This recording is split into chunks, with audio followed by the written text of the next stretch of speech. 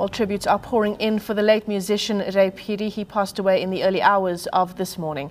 Radio personality Alex J joins us now on the line as we continue to get some reaction to this devastating news, Alex. We've certainly lost a giant of the industry. Oh, you can say that and keep saying it. One of the all-time greats, and a guy, Michelle, who traversed the three different musical growth periods of South African music. You know, starting out as a young guitarist in an instrumental band inspired by Fela Kuti and people like that, ending up in Mozambique on one of those early aborted tours where they got stranded in Maputo for 3 months, had to sell everything, had to get back on a train back to Joburg to try and start all over again. And that's when they said, you know what, guys, we've got a message.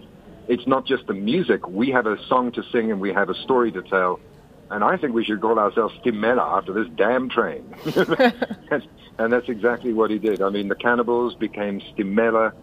Stimela was spectacular in terms of an Afropolitan sound that was being... Yes, it had been up on the western east coast of Africa and very politicized with people like Fela Kuti and everything. But for it to be happening here with Ray and Isaac and the rest of the band pulling that together, man, it was just such a... It was an amazing, amazing experience. And then who would have thought from there, the Afropolitan seniors, to go and hit the world stages with Paul Simon on the Graceland tour. It was just absolutely riveting. And I learned a lesson a few years back when Tata Madiba passed away from my colleague Anela. It's like, dude, you're an old guy. When seniors and legends pass here in the African way, we sing their praises. So I'm here to sing Ray's praises today, that's for sure. Absolutely. Well, Alex, we've been playing this clip of Ray performing with Stimela. We've been playing it for the last couple of hours on the channel. You just don't tire of his incredible stage presence. He was phenomenal. I can close my eyes now and I can see him doing that rubber leg dance. If you saw him do it, you know what I'm talking about. It was like, he was so identifiable on stage. He was for such a slender man, he was an amazing presence. I mean, he punched away above his weight. Unbelievable. And on stage to see him, and along with Bakiti and Miriam and Bra Hugh, on the Graceland stage, actually standing there knowing that they were world class and that light shining out of their eyes and the sound that came out. Oh, man, it was just riveting. And, of course, Ray has survived many close calls before. There was a horrendous car crash which actually led to the restructuring of SABC News, because the story was reported when I was doing a breakfast show on Radio 5 as 4 blacks have been killed in a car accident.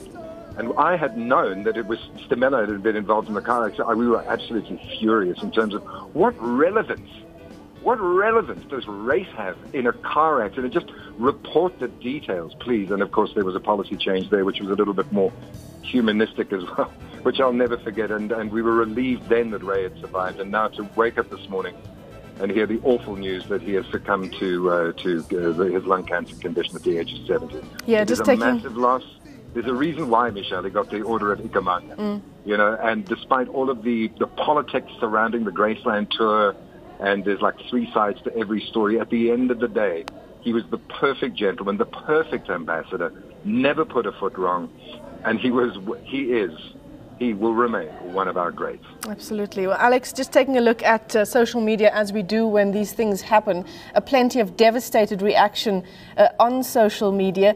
I mean, there's also been a lot of talk about whether South Africans like Ray Phiri are honoured in the way that they should be. Sometimes they're honoured even more internationally than they are back home, and that's an issue that continues for musicians here.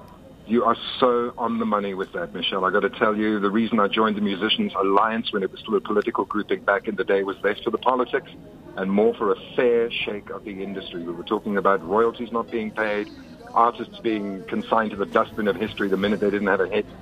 And these are legends, these are icons, these are founding members of who we are as South Africa. We can identify with the sound. I can remember Shadow, Fears and Pain. I can remember Whispers in the Deep when it was released, and the trauma that the lyrics cause, all that kind of stuff.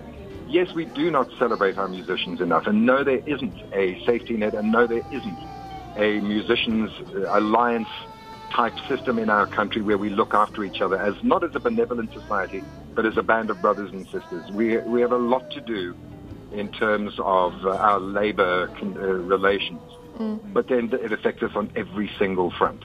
But the musicians have been seriously overlooked for many, many, many years, and we really have to stand together. And maybe this is the kind of thing that will force us to get on the same page.